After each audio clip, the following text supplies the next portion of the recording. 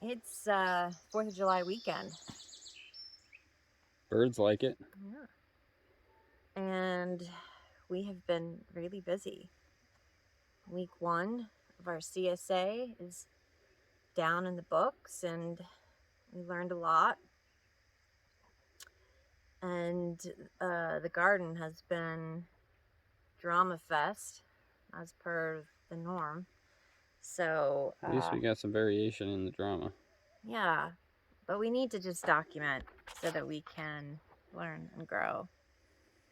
Up front here are the tomatoes that we planted.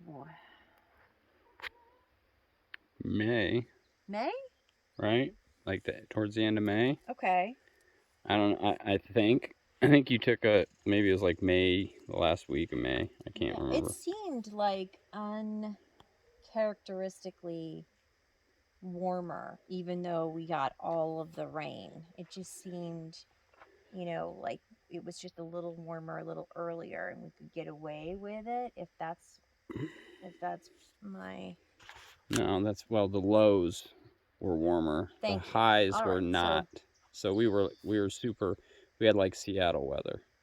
okay, yeah, Where we weren't getting warm during the day, but but we that's what weren't. really matters when you're bringing stuff out Yeah. that can't freeze. Yeah. So we brought it out, but all of the rain caused about everything, combined with whatever soil issues we were having. We had like a fungal thing happening or something, I don't know. And literally, I think it's just been about a week now that we don't see brown spots and all of the dead leaves all over the tomatoes. So let's talk about that for a second. That's like 6 weeks Mm-hmm. that it takes our plants to adjust and like get back to a place where they can even grow properly. Yeah, because we had this last year, but for opposite issue. How so? They got too hot right when you transplanted, Right. Yeah. and too dry, and then they finally took off, but it was a month later than the previous year. So 2 years in a row at this property that we've had like at least 4 to 6 weeks of transplant adaptation time. Yeah. Before the plants really can do anything positive. Yes. Outside of just healing or whatever. So in our climate, you can't really, that's not going to work. Mm-mm. I mean, I don't have very high hopes for any of these tomatoes out here. No, thank goodness we have the hoop house full of them. Mm-hmm. I mean, truth be told, we have a couple still hanging around in pots, and I said to you yesterday, I don't know. There's no point. There's no point. Because they're not going to have the time that they need. And then we'll be out here with the plastic like last year and just trying to give them like a couple extra weeks. And then eventually just bringing in green tomatoes and hoping that they do something. And that was just a mess last year. Yeah, it was. So, yeah, thank goodness we have the high tunnel. So, I don't know, not much really to report. We have a ton of volunteers that have been here since May. Of the tomatoes, from all of the tomatoes that died on the battlefield out here. And so that's cool. And I would love to at least get a couple of them to the point where I can save seeds again so that we have a tomato seed that's actually adapted to our area. Yep. That would be great. I did move a couple, and actually we'll see what happens. But yeah, they're everywhere. Tomato, and that's kind of cool. And I didn't anticipate that because we have such harsh winters. So yeah, okay. Let's come this way. I think the moral of the story here is that I don't know, outside of the first year that we were here, I don't know how to get a tomato to a point where you have like a really great harvest when you're dealing with all of these extraneous factors like the weather, right? So, I mean, you can plant in January in the Yeah. house like Yeah. we did and still have plants that may not do anything simply because transplanting weather wasn't It's got to be conducive. a deficit in the soil for the tomatoes too, I would assume. Okay. Well, we did we should do a video on that, and When we do the tests? yeah, we do the test. Yeah. We purchased a really inexpensive kit off Amazon that had great reviews. And just to give an idea, it's not going to be obviously as accurate as if we had just taken it down to the extension office, but it'll work. Yeah. Yeah. So. Give us a place to start, that's Yeah. for sure. Okay. This is our celery returning from last year, and it returned stronger. Yeah, it definitely is bigger this year. Mm-hmm. And that's after you harvested it. I believe this is the red vein from Baker Creek, and I'm not sure what kind this was. I'm not sure. I'm sure it's Baker Creek. And here's our one little tiny lonely tried to come back pink celery. It doesn't really have very much pink on it because, you know, it's past their prime now, but amazing. Amazing. This is the rainbow, well, just chard in general, right? It had spittle bugs, not really aphids, just the spittle bugs, and a lot of leaf curl, and just didn't, I mean, you've seen big plants of chard, right? And they get massive. Mm-hmm. This is just not going to go anywhere or do anything. And it loves to pop up all over the garden. Like you'll see a random rainbow chard just come up because we let it go to seed. And I wonder if its nutritional needs are different as it gets larger. well, Like we have what it needs to sprout up all over the place, but right. not to fill out. Right. So, and then of course, this is just something that is I find very frustrating is you'll pop on Google to, you know, learn something or just, you know, verify some information. And last year was the first year I'd ever seen a spittlebug. And they were all over the strawberries. And I thought, this is weird. Are they, you know, what do I do for this? And everything I came across said that, you know, they're no problem. Spittlebugs are totally fine. They don't really cause much damage. But every time that I see them on a plant, there'll be like, you can tell which leaf has them because it's curled. Yeah. Or on the strawberries, like that strawberry will be like close to dead. And so, yeah, they do cause damage. And when you have them in those numbers, you want to get rid of them, you know. And so I spend some time pulling them off and squeezing them, but, you know, I don't know. Definitely we'll check the soil here and figure out why we can't make it happen. But it did come back, and they do come back every year, and just, I guess, enough to spread their seed, but not enough to really give us very much of a harvest. Okay. What do we want to look at? Oh, look at the, what do we want to call that, a yacon or a yacon? Yacon. Yacon. Yeah, it's doing much better now. It was transplanted and now it's coming back. Explain what this is briefly again. It's a perennial that Isn't it a grows. root? Yes, it's a root. I think it's called a ground apple. Yeah, that rings a bell. Yeah.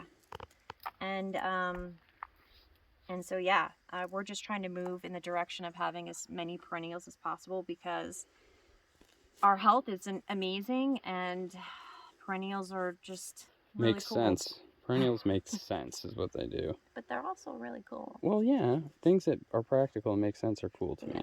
So I'm a Ron Swanson. I've been a terrible plant mom this year, just terrible. And I planted roselle. I finally got it in a pot yesterday. It's been, you know, it like almost totally died, and it's like, no, I'm not gonna die, and it came back. So, I don't know. We'll see. Roselle makes little flowers that are great for tea. And then here's our calendula that's going to make its way over to the herb section at some point. Carrots are doing pretty good. Yeah. Yeah, I think that they look pretty good outside of the bucket I knocked over. Yeah. Right? Yeah. We're going to do more of those in here. So another wave of those carrots. Yeah, so this will be a fall harvest. 4 or 5 weeks later. Yeah. So, and then we'll do another one August 1st for a true fall harvest. How are we going to do that? In the high tunnel? Yes, my dear. Okay. We're going to stack it and rack it so we have carrots over the winter. Yeah. We can pick as we go. That's how you get the better flavor. Yeah, yeah. So, I want to be able to have at least a few hundred carrots in the ground going into winter so we can do our thing. I mean, I like that. I love carrots. North Idaho salads in December. It's like the one vegetable that we can get away with. Yes. Yeah. Okay. These are killing it. Hey, yeah, look at my amazing beets. I am just like... Do we ever grow on a beet? The beet whisperer. That's what they call me. That's what they call you? Yeah, it sounds like it. Looks like it. I don't like to brag, but... The field mice would be killing it. So, I mean, listen, you're not supposed to transplant beets or any type of root crop because they just don't like it. But I don't get it. I don't know. My brain can't like wrap my head around doing this. So, in any case, I don't know. It's just another failed attempt. We'll see. I think what will happen is like come fall, when we're headed into frost time, they will have big leaves and it'll have like the tiny little, pathetic looking beet. Yep. Our friend around the corner, she grows amazing beets. I don't know. I should probably ask her what she does. Who's growing? You talking about Margaret? Or? Yeah. Yeah. Okay. So pest issues. Man, we have had some pest issues this year. Cutworms. The pinchers are earwigs. Voles, gophers, beetles. I mean, we've just been... What's the real pain in the butt one? Besides the cutworms. Yeah, we killed like 50 cutworms yesterday. It was over 100. You're losing so? Your mind. Well, you were doing it longer than me. Yeah. Yeah, they were in the manure that we brought onto the property. Composted manure that's been sitting just waiting to get it into the beds. And I finally got my butt around to doing it. And I was dumping it on top of the beds. And they were falling out of the bucket. And I said, oh my gosh. And we went over here and there were so many. It was crazy. I've never seen so many cutworms. I'm glad we got to it. Because I would be in tears from the amount of damage that those things do. That's probably why it happened in the first place. I was throwing manure on all the beds. Yeah, but you would see them. Either you see the cocoons, which is the first time we've seen them. Oh, the little tiny... Yeah, because I was putting manure on bed like 6-7 weeks ago. Yeah. So if they were in there, just coming about. Yeah, I don't know. Okay. Well, so these little holes, I don't know what those are. Is that just little beetles or... I don't know. Anyway, we just bought some Sluggo. I'm going to try that for the first time. But yeah, it makes it really tough when you grow like even good sized produce. And I can't use that for the CSA. Yeah, when it's got holes all up in it. No, because it looks terrible. These things are good. Yeah, they are. These are pretty good. I don't remember what these were. These were our transplants from over there. So they had come up and I just moved them over this way. So there's I think the hyacinth over down here, the purple one, which don't taste very good you really have a short window to harvest them before they're like no good and they get really tough. But these, you let them go and they start to develop the pea inside and the outside is still really lovely. So you can get like a really big, fat, juicy snap pea, which I highly recommend. I think these might be the Sugar Anns, or maybe, I don't know, or the snap peas are awesome. Whatever. Sugar Daddies, something like that. Anyway, Gosh, these are okay. These have less damage on them. Yes. I think what we have to do here is just start marking down the varieties that are getting less bug damage because they're obviously less appealing. Yeah, we to do need to bust out the garden the diary. journal. Yeah, you can see was leaving this guy to save seeds. Yeah. For it was a cabbage. This is a red cabbage, but I don't know. It's kind of taking up room in here that we might need. So this has become really coveted space because there is less overall damage between the voles and the gophers and the ground squirrels and whatever they are. And we just have overall less damage in these beds. Finally transplanted. This is an Armenian cucumber in here. And then these are the summer squashes. I made a huge mistake. I had very, very few summer squashes planted. I tried to plant some early, but I didn't want to plant them too early or too many of them because I didn't want them to get out of control in the house like the cucumbers did. Mm-hmm. So I only planted, oh look at this. This is split. What do you think that's from? Water. That's from too much water? That can't be right. Oh, you know why? Why? Because remember, these are the beds I left on all night one night. Oh, wow. I accidentally left them on. Well, it looks okay. I wouldn't worry about it. Well, yeah, that was 3 nights ago, and looks alive. Okay, so as I was saying, I just planted the rest of the summer squash today. It's probably too late, but I did it anyway because... Well, like I said, if we pot some of it, we can throw it in the hoop house for the last few weeks. Well, I'm just got like started. The patty pans? Yeah. Yeah, those could go in a pot because they don't crawl everywhere. Yeah. Yeah, that's true. And this has actually been a lovely little surprise.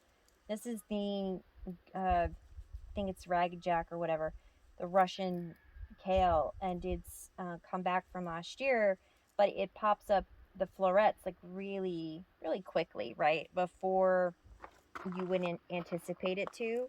But the florets are really tasty and they're tender, and so we've been harvesting and also harvesting the little florets too, so it just keeps going, which is great. And so I don't know, I feel pretty lucky that it came back like that because it was mature fast and started producing really early. So I think I'll leave it here as long as it is happy. And all of these were transplants. These were volunteers. Oh, that's right, volunteers, and then you spaced them out. Yeah. So they could live. Yeah, I mean, they're all over the ground over here too. And then these, obviously, I haven't done anything with them because the ones that we planted over there in front of the tomatoes have been getting attacked by, I don't know, something. The BT seems to be working. Yeah. It's keeping them, but every single leaf on every single plant was, you know, eaten. So I had nothing that was really usable. I wasn't for anything. Okay. Okay. And then behind you are watermelons that we just planted. And this is a spinach that is a volunteer that I just let go because it just keeps coming back. So I like that when they just come back on their own like that. Except for it's shading our little watermelon guy. And look at my little watermelon. Yeah, so we'll see if they do anything. Babies. We again haven't been really successful with the watermelons, but we had the minis the and personal size. Yeah, we do okay with those. So well, we gotta. Sorry to interrupt you. We gotta get strawberries when we're done with this. Okay. Because it just rained and I see a ton of red ones. Yeah. Before you mean like whatever, the ants? Or yeah, wasps or whatever come eat them and have a snack. Yeah. Look at this guy. This guy came. Hey, there you go. Volunteer. We got a CSA org. Yeah. Okay.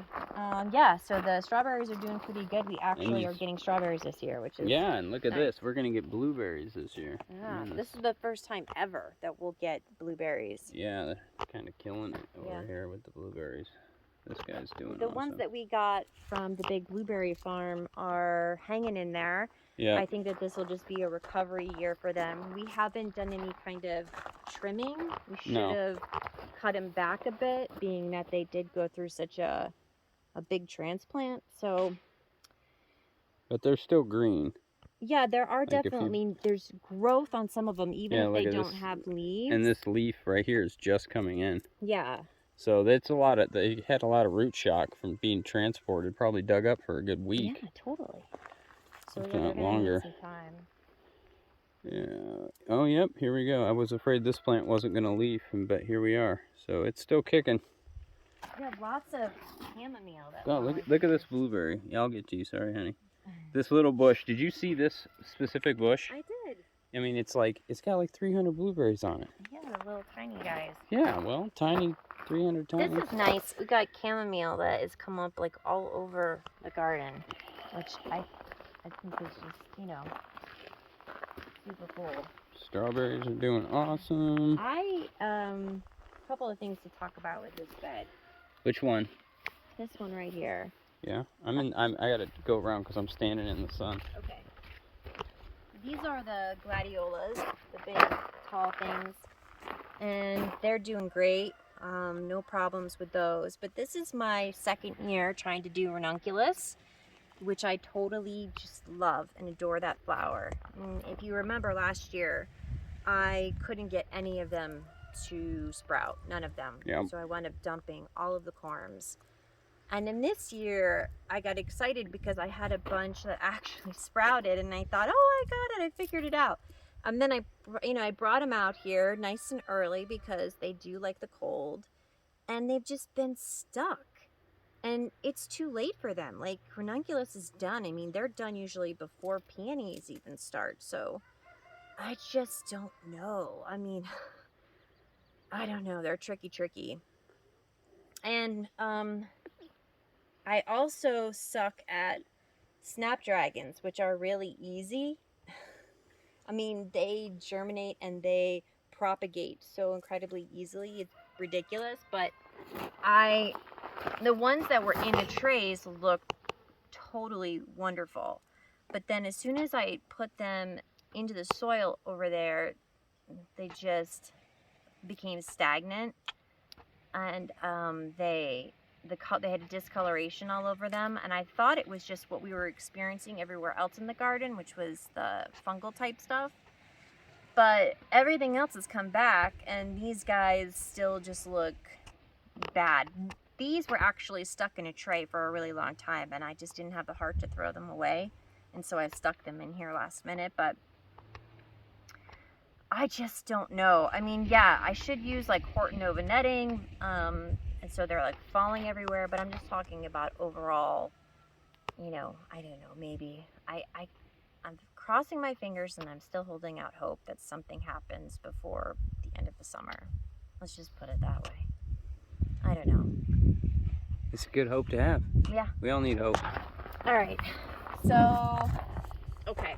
We talked about those beds. We skipped this bed. This is the bed of these carrots that I planted back in March.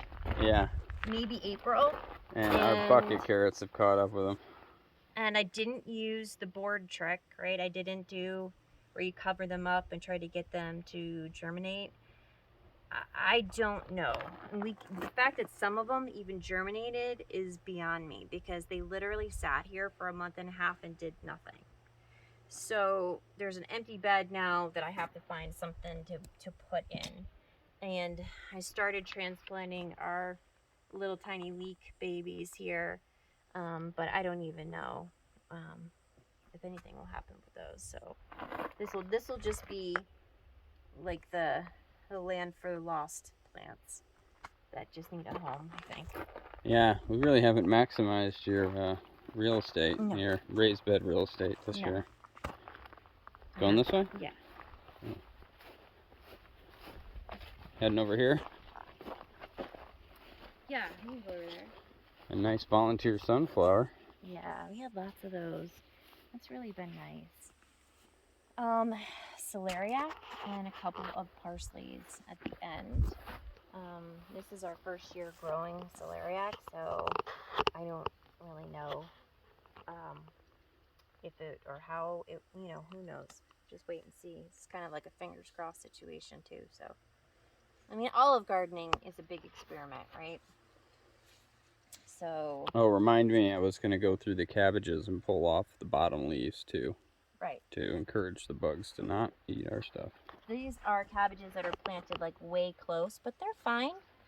And they're like a little tiny cabbage, so like mini cabbages. And then this was a random cabbage. We should talk about this guy. This is the broccoli that was half eaten.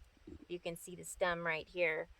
I was sitting over there and the plant started shaking, and I come over here and there's a gopher just gnawing away at my plant, and we've lost so many plants, like full mature plants. Oh, these gophers would just pull the whole darn thing into the hole.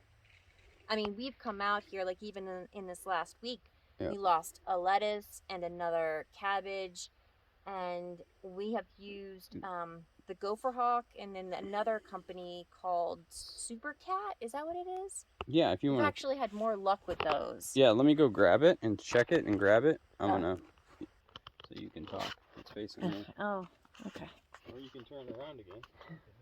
How do I do that? Oh, spin button in the top. Okay. Okay, so while Ben's over there checking the gopher trap, I'm just going to talk real quickly about these. These are mini broccolis, and they are healthy, and they haven't gone to seed, and so that's already a win. This is where I just pulled the Mizuna from. It had gone to seed, and I've replanted with some greens that may or may not do well in the heat. We shall see. Here are the peas. This is just a golden snap pea over here. And then in this direction, the shorter guys, I believe, are the like the plumper sugar daddy type pea. Check it out. Oh, yes! Got one. Yes. So this is a, oh, that's gross, dude. Super Cat. The Super Cat, yeah. Super Cat. Yeah. Pretty, this is probably the 10th one we've caught with the Super Cats. And we have been just totally, like, all of my peonies were taken, and it's just been a really, that's really gross, Ben. I'm getting it. It's been a really, really bad year where it seems like the population has just gone berserk here, but we were blessed with a couple of stray cats that showed up at our door last year that have been helping, along with these guys, the Super Cats, which I do like better than the Gopher Hawk because they just seem to be a little bit more effective. And cheaper, right. You can buy 3 of these for the same price as a Gopher Hawk. That's and true. They work better, so. Really, well, for us they do, yeah. Yeah, I think the Gopher Hawk is certainly going to probably last longer, but. Yeah, just. What? Oh, okay. I'm giving this back to you. Oh, you. you're giving it back to me? Yeah. I was going to reset. Oh, we don't have a place to do that. Oh, true. It had just stolen a radish over there, so we knew that was a good tunnel, but. Yeah, I'm sure there's another one somewhere here that's fresh today. Yeah. There's no shortage of gopher holes. Okay, so this is just an extension of the mini broccolis here. And then this is some type of cabbage. I don't know what this is. Not like a heading cabbage, but this I believe is just like a Chinese style cabbage. And this is what's left from, getting destroyed by bugs and whatnot. So these are the ones that have been devastated. Yes. We probably lost 8 of these. Yeah. You should move that one over here into this tunnel since it works better. That would be, because we need to get this one here that's just really getting all of our cabbages. Because I'll tell you what, there is nothing, well, for me, there's really nothing as gut-wrenching when you spend so much time trying to grow food and then you see it's doing well and it's blossoming and then the next day it's completely gone or it's dead. Like the lettuce that we found right over here walking by, and it's completely dead because the whole root system has been eaten. Yep, that's where I should put it maybe. I don't know. Because that I've stuck my finger down there and the hole's right underneath that root, so could try. This is just Merlot lettuce, and this is the leftover collard greens that did way better over here than they did in that row down there. So the soil here is just obviously in better shape. And what do you think's chomping on the leaf there? This looks like Caterpillar? a worm. Yeah. Maybe cabbage worm. But I don't see. Or maybe beetles. I don't know. Earwigs. Who knows? I mean, it's really getting... Yeah, I was just looking, this is what's worse than yesterday for sure. So you put BT on it yesterday and it didn't work? Is that what you're saying? I think I'm saying that. So if that's the case, then, you know, we just have to wait for the sluggo unless you want to go to the store and get some before it gets here in the mail. Okay. More lettuce right here. But I believe that some of these were taken because this whole row is missing here. Yeah, everything's been taken a little bit of in this row. Yeah. They're just going back and forth underneath it. Hey, Yeah. my apocalypse flowers are up. Yeah. Yeah. Okay, let's come over here. Cabbages are doing pretty good, but... Yeah, well, let's start here. Yeah, these things look great. Yeah, these look terrible. Well, the table fell over and killed the ones that actually did look good. So. Oh. Yeah, the wind is just crazy here. Leatris. These are doing fine. They're happy. Yeah, they look good. Being transplanted from down there in the garden didn't seem to bother them, so we'll get some flowers here.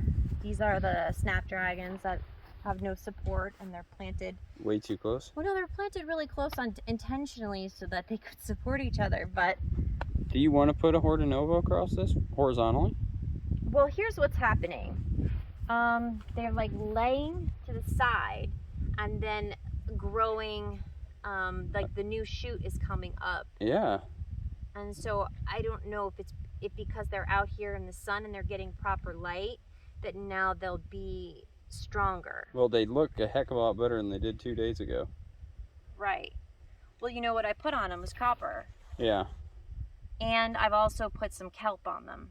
Yeah, the kelp, I think, probably helped them stand up. Yeah. But yeah, we had a few, the caterpillar moth situation, cabbage moths. We picked off probably 15 or so. Applying BT for the last 3 days and putting diatomaceous earth in the center of them, and that seems to have stabilized it a bit. But I am really looking forward to trying the sluggo. I hope that helps. And then right here are the poppies that decided to join us this year. Mm-hmm. And then I just transplanted in some a variety of other flowers. I can't really recall what I think there's some asters in there, and no, I can't remember. So just other flowers I had sitting in a tray that took me way too long. And herbs are killing it. Yeah, the herbs are, well, this is their 3rd year here. Yeah, I like herbs because there's 0 maintenance. Yeah, and they're well established, and just water, baby. Outside of like weeding the grass that's growing up in them, you know, they are pretty happy. We did have some spittle bugs, but they're just not as impacted because it's a healthier, more mature plant. So when they do get spittle bugs, it's not going to affect it as much. See, look, you can yep, see. I see it. I see a couple. Even, you know, the weeds, the tall, that stupid weed that we get here that has the flower on it. Got a bunch of them growing in the front yard, and even those were covered in spittle bugs. We were playing frisbee. These are just volunteer broccoli things that keep coming back, and they never do anything. I don't know why they keep coming back, but and then this is the perennial kale. It's called the sea kale, or I'm not sure if it's sea kale. So I bought this one from a perennial company, so it's like a more mature one, but it's really, I mean, the leaf looks different, but they're both called sea kale. This looks a little ruffled, but these I planted from seed. And they've gotten hit a few times with the bug action, but they're doing okay. And I'm sure next year they'll be stronger and bigger. Let me switch you sides so my huge shadow's not in there. These were just leftover gladiolas. And then I finally got to planting the butterfly peas up here in the front. And they just make a blue flower that is a really pretty natural coloring that you can use in baking or drinks or what have you. These are sunflower seeds, sunflowers. So really excited to grow these. Anything that's just a little bit different than the standard stuff always gets me really excited. So we'll see what pretty colors we have in store. They're definitely a little bit further behind all of the volunteers we had, but I'm still hopeful that they'll be done in plenty of time and we'll get to see their show. And then these are I planted those guys first out here. Oh yeah, I remember them getting demolished. Yeah, they got demolished by what? I don't know. We thought it was a beetle, but we weren't sure. And then these we planted after, and I actually just pulled one of the leaves off and posted it on my local gardening page to see like what it was. But it's this sort of, they call it lacing, which is typical of like you would see a slug do. And we have never seen a slug here.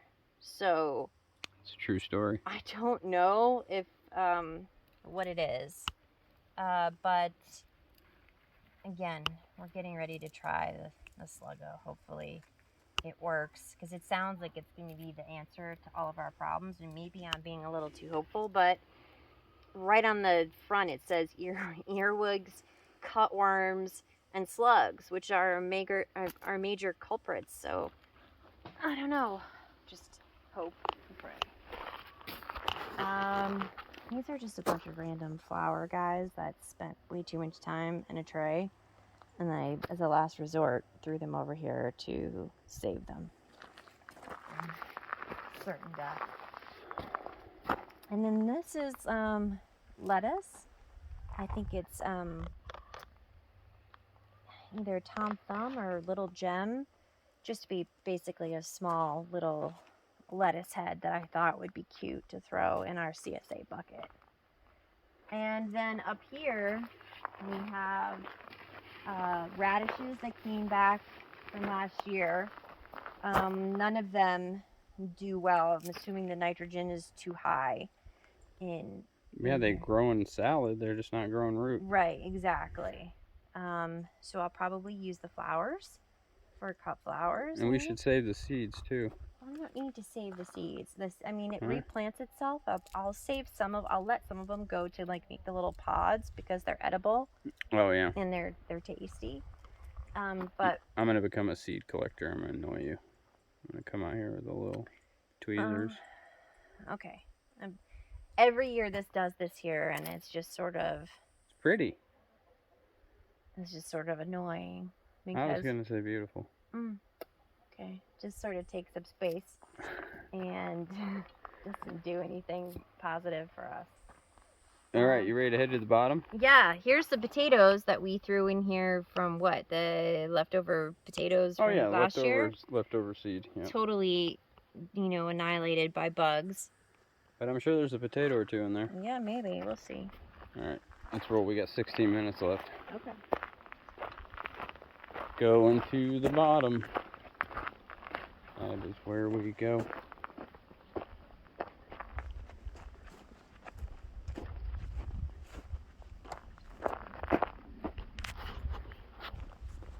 Alright, so I have still not put up the orchard fencing, so our beautiful trees are still here, but they're doing pretty well. Do you want to explain the onions? These guys are doing pretty good. I don't really know what to explain. These are like a combination of them. We're not sure what's where. Yep. Red wing, Alyssa Craig, I'm not sure how it's pronounced. And what are those volunteers in there again? Those are broccoli. Broccoli volunteers. Nonsense. Yes. It keeps coming back. And then the last one is like a cipollini or a cipollini, sort of like a flat donut style. And then we think these might be leeks. So possibly. Yeah. I don't know. We did So have those are leeks. Are you sure? Yeah, now that I'm looking at the root, 100%. That's a leek. Okay. Yep. Cool. Because you can see the taper difference in the onion profile. Right. I noticed Yeah. that, but I just wasn't sure This because is the one that put it off for me. This guy right here. I mean, that is a leek. It's got to be. Hopefully, yeah. I mean, because they're just new varieties, so I wasn't sure if it was just funky. Oh, yeah. Could be a funky onion, I suppose. You're right. But even these guys start to taper above the soil line. Mm-hmm. Yeah. Okay. And our volunteer potatoes in there from last year. Yeah. So I think one thing we've learned about these bags is we overwatered them last year. They have a drainage problem, obviously. They will drain, but it just takes longer. So we haven't watered these once. We got a lot of rain in the spring, but the onions seem to really like them. So I think that's a win. Yeah. I mean, they didn't rot, but we had the sprinkler going down here like all the time. Yeah, it was way overwatered last year. So I think I think that they're awesome. I love these bags. And I love that we got to put them to good use. Mm-hmm. We just skipped the kids' beds. The kids have got a variety of things that they chose, including some little watermelons and black pumpkins, and Chella grows lots of flowers. She's got hollyhocks in there. So yeah. And then down here is our asparagus, or some of it, since we just got some more. But this is third year asparagus. Some second, some third, yeah. These little guys down here are second year. And then this is our first year. We had maybe half get taken out, so we put, I'm sure it's because I didn't water. Oh, Colty's, they knocked that box over again. Okay. And you said one of these got damaged. Oh yeah. Got killed? A cutworm situation. So here it is. I buried it so that because it was still alive. Yeah. It wasn't completely severed. Flipping cutworms, man. So I just, kind of held it up around and then said, maybe let's see what it'll do. Plants can sometimes repair themselves, and it just depends, I don't know, we'll see what happens. Anyway, beans in this row of some sort. These are bush beans. And go this way.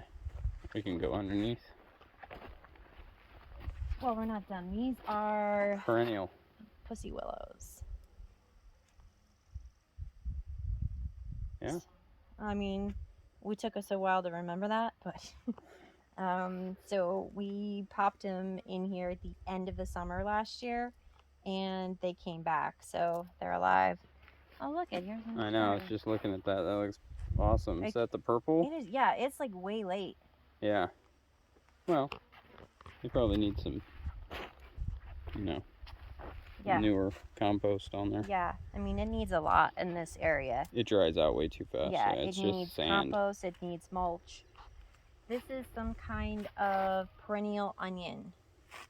And I'm not even sure how to harvest or when or what it should look like. So I just haven't touched it.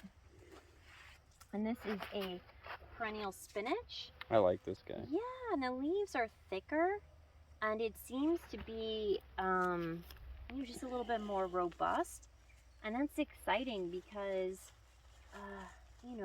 it just takes something off our plate to have to worry about planting spinach, and transplanting it, because, if we're not doing a CSA, this would be plenty for our family when it, as it gets bigger, especially. Oh, yeah. I'm interested to see how large this gets next year. Yeah. Because if it could double in size from there, then we're like totally good. Oh, that's what I'm saying. I totally believe it will, especially if we get the proper compost and mulch here. I think it'll do great. Awesome. This one doesn't look as healthy. This is the perennial collard green. It needs some love. I'd let it dry out. So that's, I think, what happened. And it's been attacked by bugs. Yes. And then this is, I think, maybe a perennial bunching onion. It sounds like what you told me. Yeah, I don't know. Because then there's something else down here. That I killed. Yeah, that you killed. That I'm really angry with you about. There's only one guy left, and there was like a whole row here of these. And this is a different kind of perennial onion. So, disappointing for sure. Fennel looks good. Moving on. This is a bulbing bronze fennel, and it does look good.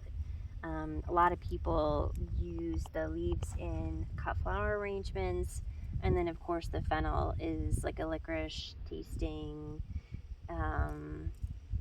yumminess, I guess. Super cool looking. Yeah. Yeah, no, I love it. I love it. Got some more back there in the corner. And I believe if you harvest it correctly, it is a perennial. Excellent. So, and that's why it's over here in the perennial corner. And then right here in the roundy row is a Pinwheel. well, it's a trellising bean. What do they call it? Running bean of some kind. So Pole bean? pole beans, thank you. Bush bean, pole bean, that's all I know. Yeah. And then I guess without going down here, we can say that this Horseradish is kicking it. here's our hydrangea tree. Doesn't look amazing. We didn't prune it though, but now we'll prune it alive. this year. Yeah, I wanted to make sure like what had growth on it, because hydrangeas often have growth on dead wood. And so I wanted to make sure that it was done, and then I can produce some pruning, but it also needs some love. It needs some nutrition. So it's going to get that soon. Horseradish and sunchokes. Mullen, look at this. I know. It's crazy. I mean, you would think we planted this, but we No, we did not. don't need to do that. So I think at some point we may adjust it, because initially it was supposed to have a raised bed here, and so it would sit on the raised bed, and now because it's on the ground, It's a little low. It's too low. And so it just makes for ducking underneath here, which is not as... Yeah, but this is easily modified, so that we'll put that and fix it. So the idea was to put, these are winter squash here, Tahitian melon and rampicante, very, very similar, and they grow very quickly, and they aren't growing as quickly right now. They're in their adjustment period from being transplanted, and the idea was to have them grow and cover this, and then be able to plant lettuce in here during the summer so that it had some shade. But I don't think that timing worked out so well, so we're gonna have to find another crop to put in here. I think we also put maybe a couple of melons here at the end last minute, just because we are getting a lot of black nightshade. I wouldn't call those volunteers, weeds. And so I've been spending a lot of time trying to find those and get rid of them, because they grow and they reproduce so fast. And I just have a slight concern that, there could be an accident, in the garden. You just don't want that with kids. All right, dahlias, here they are. And parsnips. They haven't seemed happy. Not really. So, yeah, they need something. And then we don't even know what this is. I'm not even sure if these came back from something. I don't know. It looks sort of like an iris, but it's a little late for an iris, so I just have no idea. Anyway, so around the edge here we have smoke bush and lilacs that will one day be big and beautiful and give us lots of lilacs. But for now, they're just little guys. But we did get our first lilac flower this year. Sunflowers, they look to be doing okay. Some random leftover peonies, thank goodness, because the rest of them have been eaten. And then over here, this is a pathetic excuse for pak choi, and we still haven't put compost on this bed. So sometimes. Over here, we have some kale, and it seems to be doing pretty good. No complaints.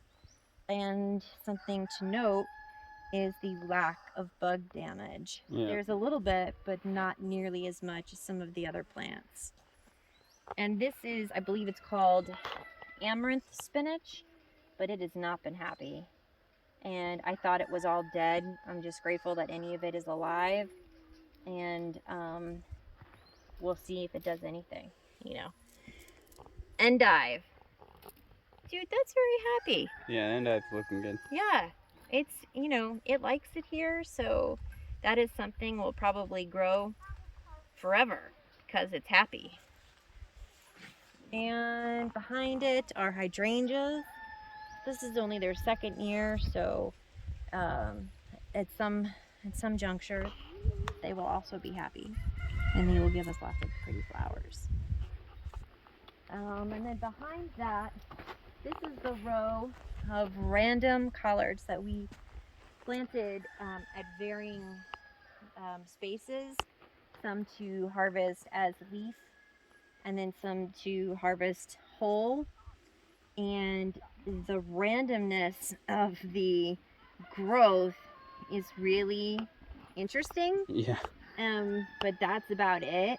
So I just put some Kelp. a variety of stuff, right? So manure, some nutrients to help it along, because if it doesn't do something soon, it's going to get ripped out.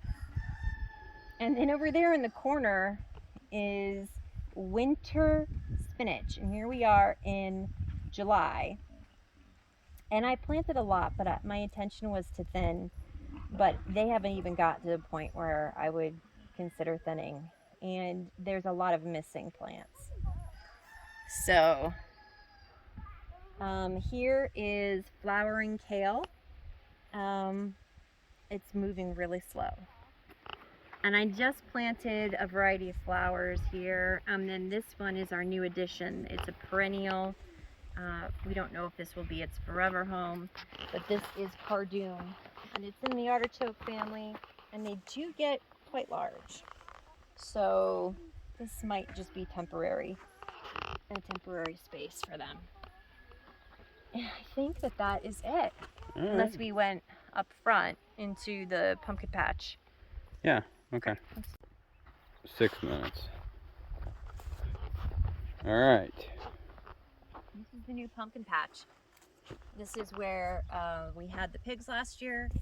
So they fertilized it well for us, and so we have now planted a variety of winter squash, pumpkins, and just for fun, a giant pumpkin. Absolutely. So everything's doing pretty good, right? Yeah, it's all, I mean, it had a few days where there, you know, it was hot and the roots were still not grabbing anything, and it had some droopiness, but just keeping it wet and they're bouncing back just fine. Yeah, there's always going to be a little bit of transplant shock. Yeah. I think it's fine. Yeah, those guys are still, those are the last 9 I planted, and they're probably the worst looking ones. Mm-hmm. A little droop left in them, but I'm sure everything will be fine. Absolutely. The only thing that we have to worry about at this point is timing. Yep. So hopefully we'll get plenty and they have enough time to mature. Corn's, 3 sisters! yeah, corn's doing all right. Yeah. Beans are looking okay. Listen, we've never really been very successful with corn. No. And so, just for fun. This guy's like falling over. Its base is not thick enough for it. So. I think you just aren't a very good corn farmer. I'm from Indiana. Oh, okay. I know how to grow Let's corn. see your skills then. I'm working on it. See, I got a couple of high skill Yeah. corns. Okay. I'm getting there. We put in, there's a random squash to make it official. Yeah, I need some There's a probably squash more here. mulch around it. There's not really enough beans. I don't know, could we really call this I mean, it's It's like a half of 3 sisters, like a right? sister with 2 stepsisters. Okay. Yeah. Does that work? So we are slowly but surely trying to repair the peony damage. You know, listen, they've been eaten. Full central. And so it's been years of production that's been just chopped. So we will have to wait a long time to get anything really out of this area. So You had a pretty peony over there. yeah. Yeah, and then we had the pastel elegance. It's gone now, but I did get a really lovely picture from it while I was here, and put it on the Instagram. So I will at least get to see that. And then over here we've got some lavender, and It's all grassy, so no need to show that. well, I mean, that's the reality, right? This is adventures in reality. There's a lot of weeding here that just doesn't get done. There's no time to weed. We have irises that some of them were eaten, but some of the cool things that happen on this property are, I did go in there and weed a little bit, and I came across a bunch of morels. Yeah. So, I mean, how amazing is that?